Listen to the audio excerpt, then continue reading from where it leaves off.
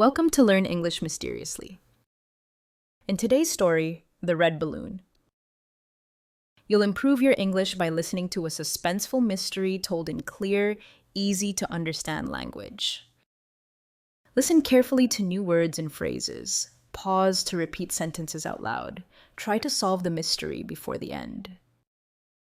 Don't forget to like, subscribe, and turn on notifications so you never miss the next twist.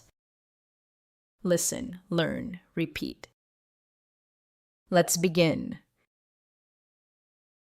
It starts on a Monday.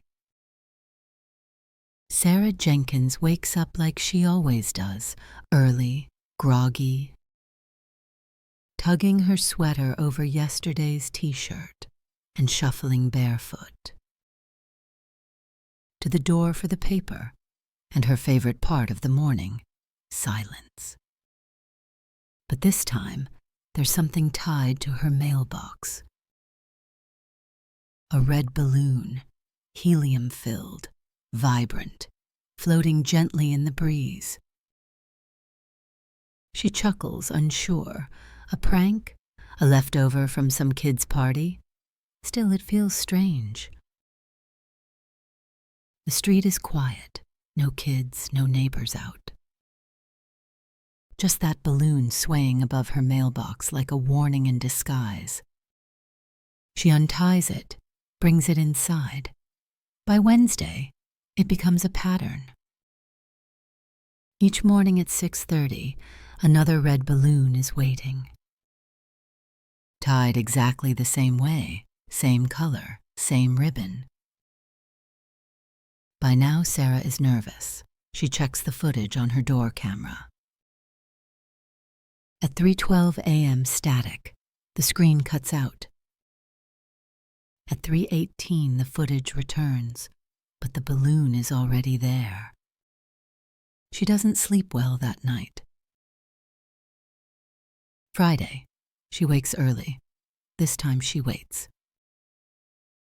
Watches from behind the curtains. At 3:00 a.m., silence. At 3:10, headlights flicker down the street. A shadowy figure steps from a dark sedan, moves slowly, deliberately.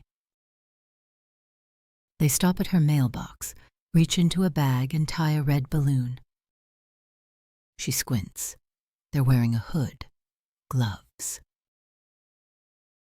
Before she can move, they look directly at her window and wave. She falls backward, shaking. The figure gets into the car and drives away. No plates. Saturday morning, the balloon is different.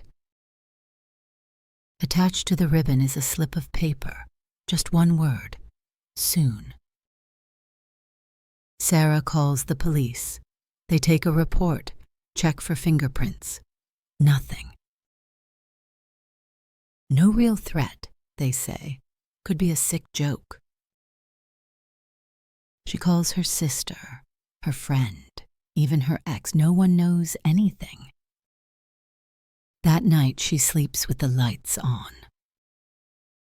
She dreams of red ribbons tightening around her wrists. Sunday, the 7th day. She stares at the mailbox from her window, waiting. At 6:31 a.m., the balloon is already there.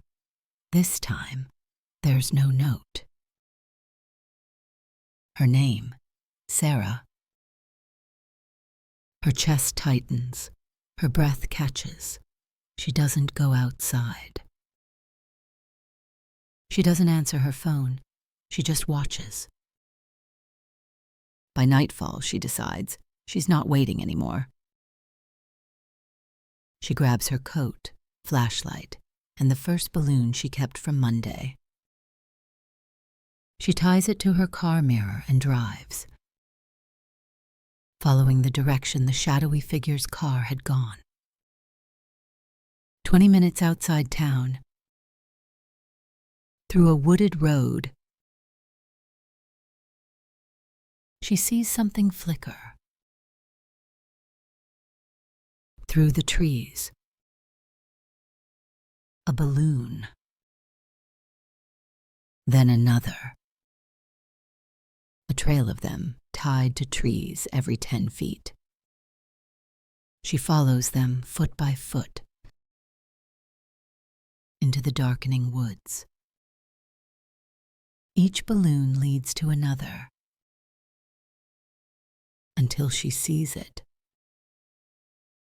An old crumbling farmhouse, abandoned. Windows shattered, ivy crawling up rotted wood. On the porch, a red balloon tied to a chair. And on the chair, a box. Shaking, she opens it. Inside, a diary. The first page reads, "To Sarah Jenkins, you don't know me, but I know you. Because I was you. I lived in your house once.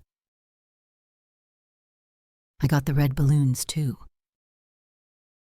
Every page tells a story of a girl named Marla, who lived in Sarah's home 20 years ago, who received red balloons every morning, who told her parents, who they didn't believe. One day, Marla vanished. The case was never solved. No suspects, no evidence.